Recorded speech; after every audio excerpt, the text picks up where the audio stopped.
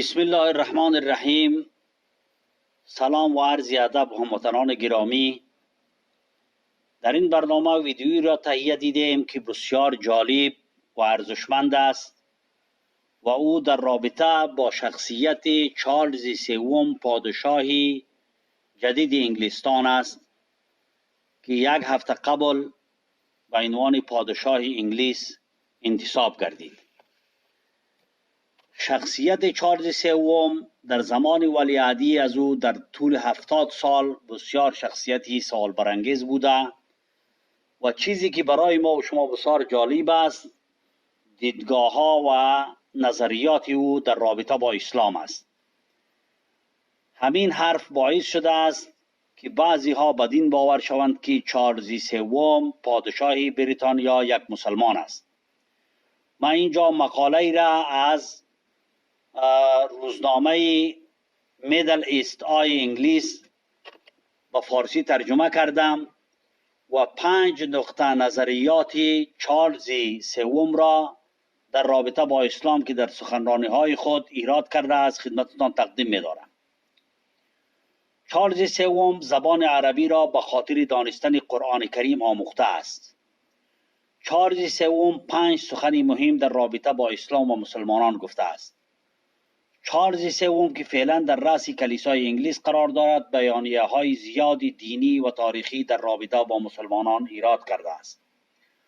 او در سال 1996 مفتی قبرس به طور ناگهانی چارلز سوم پادشاه جدید انگلیس را متهم کرد که او مخفیانه مسلمان شده است. مرحوم ناظم حقانی مفتی قبرس گفت: آیا می دانید که امیر چارلز مسلمان شده است؟ آری او یک مسلمان است. نمی توانم از این بیشتر سخن بگویم. این واقعه در ترکیه اتفاق افتاده است. آری او مسلمان شده است. وقتی که به خانه برگردید تحقیق کنید که او چند بار در سال به ترکیه سفر کرده است. آن وقت خواهید دانست که پادشاه آینده انگلیس یک مسلمان خواهد بود. قصر باکینگهام به سادگی این ادعای مفتی قبرس را رد کرد و آن را یک پرت و پلا خواند. در یک بیانیه‌ای که سایت اینترنتی میدل ایست آی انگلیس به نشر سپرده است آمده است: پادشاه چارلز سوم که هفته گذشته پادشاه انگلیس شد مخفیانه مسلمان نیست، ولی علاقمندی و شناخت او از اسلام چیزی متأکد و موثوق است. این بیانیه واضح می سازد که مرد 73 ساله، کسی که فعلا در رأس کلیسای انگلیس قرار دارد، بیانیه های بسیاری در رابطه با اسلام و مسلمانان در دوره ولیعهدی خود ایراد کرده است. این تحقیق اشاره می کند یک بار افشا شد که او زبان عربی را می آموزد تا قرآن را به شکل بهتری بفهمد و این حقیقتی است که امام مسجد مرکزی کامبریج در هفته گذشته در هنگام خطبه خود این عمل شاهزاده را ستوده است. در ذیل آنچه را می‌خوانید که 5 مورد سخنان است که چارلز سوم در دهه‌های گذشته در رابطه با اسلام و مسلمانان گفته است. اول، در رابطه با محیط زیست و طبیعت. وقتی چارلز از مسئله حفاظت محیط زیست و تغییر جو زمین دفاع کرد، در رابطه با این موضوعات به دلایلی از دین اسلام استشهاد کرد. در بیانیه سال 1996 تحت عنوان احساس قداست پل ارتباطی میان اسلام و غرب چنین گفت: او به نظریه اسلام در رابطه با نظام طبیعت اشاره نمود و گفت: این موضوع می تواند برای ما کمک کند تا در بهتر ساختن رابطه خود برخورد عملیمان با انسان و محیط زیست به دین اسلام دوباره فکر کنیم. چارلز سوم این نظریه را با تفصیل بیشتر در بیانیه خود که در سال 2010 در مرکز مطالعات اسلامی آکسفورد ایراد کرد، مرکزی که خودش از سال 1993 بدین سو آن را رهبری میکند. او چنین گفت: آنچه را که من از تعالیم اساسی و والای اسلام میدانم آن یک اصل مهم است. ما باید با آن به عنوان این که آن یک چارچوب و جدول برای مهیا ساختن طبیعت و محیط زیست سالم است اعتبار بدهیم. این چوکات و اصول عادی نیستند. اصولی است که الله آن را فرض گردانیده است و به همین طریق است که من میگویم اگر من قرآن را درست فهمیده باشم، مسلمانان از جانب خداوند مأمور هستند تا محیط زیست را ویران نکنند. در بعدها او اسلام را چنین توصیف کرد: اسلام یکی از بزرگترین و انگفترین خزانه های حکمت، معارف روحی را برای بشر به ارمغان آورده است. این باور به پیشینیان و گذشتگان غرب است که به خاطر گرایش از حد زیاد به مادیات آن را نادیده گرفتند. او در ادامه مثالهایی از تمدن اسلامی در طول قرنها را یادآور شد، از جمله از سیستم زراعتی و آبیاری که در اسپانیا 1200 سال قبل مسلمانان ایجاد کرده بودند و او این را به عنوان مثالی از تعالیم ارزشمند پیامبر اسلام برای برنامه‌های اقتصادی طویل المدت و قصیر المدت خواند. شما اگر توجه کنید، باغچه منزل چارلز سوم در گلوسیستر چایل مزین شده با نمادها و فرهنگ‌های اسلامی و گیاهانی است که در قرآن کریم از آنان نام برده شده است. دوم، کاریکاتورهای دانمارکی و آیات شیطانی سلمان رشدی. در سال 2006 هنگامی که چارلز سوم از دانشگاه ازهر در قاهره دیدن کرد، او از کاریکاتورهای دانمارکی در رابطه با توهین به پیامبر اسلام صلی الله علیه و سلم سخت انتقاد نمود و گفت: این نشانه‌های شکست حقیقی جهان متمدن در احترام گذاشتن به اقلیت‌های دینی و خارجی هاست. درگیری‌های مشمئز کننده آخر در رابطه با کاریکاتورهای دانمارکی نشان دهنده خطری است که از ناکامی ما در شنیدن و احترام به نظریات ارزشمند و مقدس دیگران داشته ایم. در سال 2014 مارتین امیس، نویسنده مجله فانیتی فیر، گفت: او با چارلز در رابطه با حمایت صریح او از سلمان رشدی بعد از فتوای قتل او از طرف آیت الله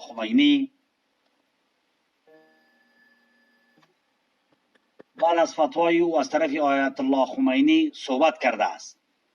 امیس ادعا کرد چارلز و او خبر داد هیچگاه از شخصی که به باورهای عمیق دیگران توهین میکند حمایت نمیکند.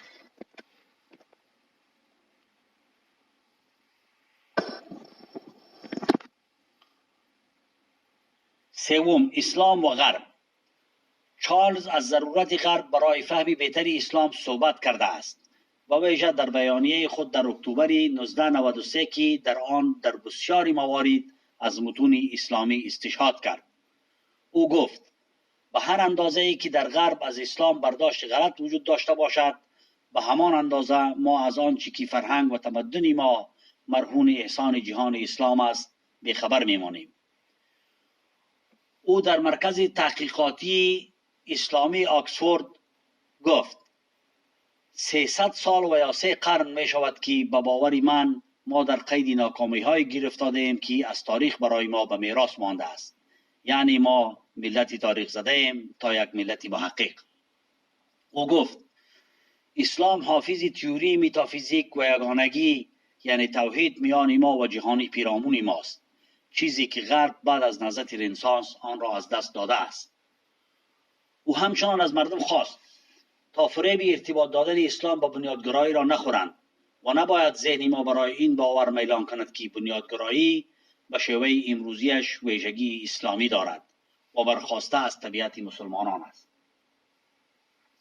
او اضافه کرد: بنیادگرایی و خشونت همان قدر که برخواسته و وابسته به اسلام نیست، به دیگر ادیان و از جمله مسیحیت بیشتر است و بیشتر مسلمانان با وجود تدین شخصیشان به دین اسلام در کردار و سیاست خود معتدل هستند. دین آنان دین اعتدال است و خود پیامبر اسلام صلی الله علیه و سلم همیشه از خشونت نفرت داشته است.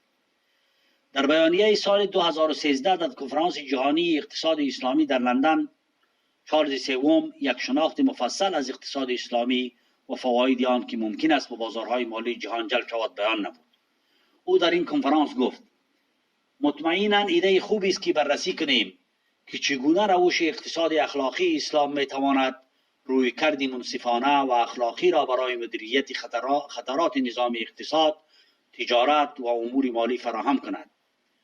نظام مضاربت در اسلام که سود را به اشتراک میگذارد، این کاملا با روشی که منابع مالی سنتی ریسک را سریع و مقرر به شخص دیگری که تنها در یک جهت سود میبرد منتقل میکند متفاوت است.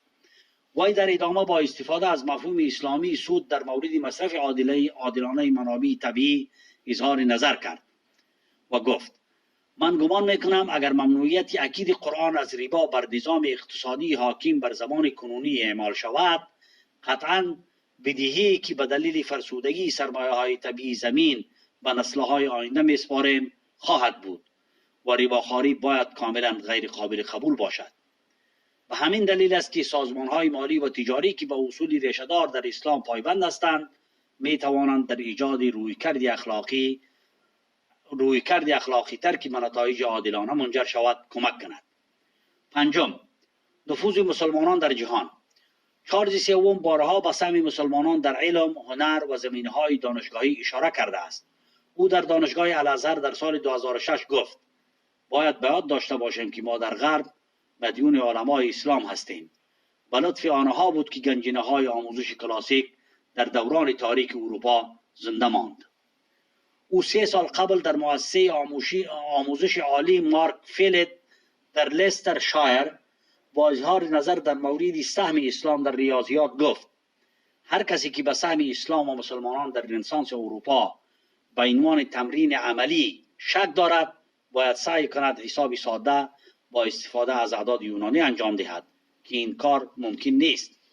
خدا را شکر کنید که به خاطر اعداد عربی 0 1 2 3 4 5 6 7 8 9 و مفهوم صفر که توسط ریاضیدانان مسلمان وارد اندیشه اروپایی شده است، ورنه امروز چه حالی خواهد داشتیم. او در سخنرانی معروف خود در سال 1993 بعد از پیشرفت در زمینه حقوق زنان در کشورهای مسلمان قبل از اتفاقاتی که در برخی کشورهای غربی رخ داد صحبت کرد و گفت: کشورهای اسلامی مانند ترکیه، مصر و سوریه به زنان سالها قبل از ما حق رأی دادند، همانطوری که اروپا برای زنان خود و خیلی زودتر در سوئیس انجام داد. زنان در این کشورها مدت هاست که از دستمزد برابر و فرصت ایفای نقش کامل کاری در جوامع خود برخوردارند. تا اینجا اشاره بود به 5 مورد از بسیار مواردی که چارلز سوم پادشاه جدید انگلستان بسیار خوشبینانه و یک تئوری یا نظریه و فکری درست در رابطه با اسلام و اسلام شناسی دارد و به همین خاطر متهم به این شده که او گویا مسلمان است. این مقاله را ما از سایت میدل ایست آی انگلیس ترجمه کردم و در الجزیره هم این به نشر رسیده. امیدوار هستم که شما چینل خودتان، چینل از خراسان تا افغانستان را که یک چینل علمی است، سابسکرایب کنید، لایک کنید و به اشتراک گذارید تا مورد استفاده همگانی قرار گیرد. و سلام